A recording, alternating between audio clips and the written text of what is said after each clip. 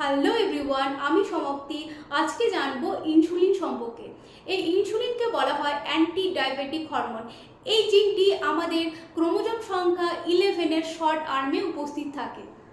Insulin উৎপন্ন হয় অগ্ন্যাশয়ের island of ল্যাঙ্গারহ্যান্সের beta সেলের রাফ এন্ডোপ্লাজমিক রেটিকুলাম থেকে। এই ইনসুলিনটিকে বলা হয় প্রো ইনসুলিন। এতে 3টি পলিপেপটাইডের সেগমেন্ট পাওয়া যায়, এ, বি এবং সি। এটা ফোল্ডেড হয় এবং ডাইসালফাইড বন্ড যুক্ত হয়ে প্রো ইনসুলিন গঠন করে। প্যানক্রিয়াসের আইল্যান্ড অফ ল্যাঙ্গারহ্যান্সের বিটা সেল থেকে ক্ষরিত হওয়ার সময় প্রো ইনসুলিনের সি যে সেগমেন্টটা থাকে সেটা ক্লিপ হয়ে যায়। ক্লিপ হওয়ার পর এ এবং বি সেগমেন্টটা ডাইসালফাইড বন্ড দ্বারা যুক্ত থাকে। এটাকে বলা হয় অ্যাক্টিভ ইনসুলিন। অ্যাক্টিভ ইনসুলিন দুটি পলিপেপটাইড দ্বারা গঠিত। একটা হচ্ছে এ সেগমেন্ট পলিপেপটাইড এবং বি সেগমেন্ট পলিপেপটাইড।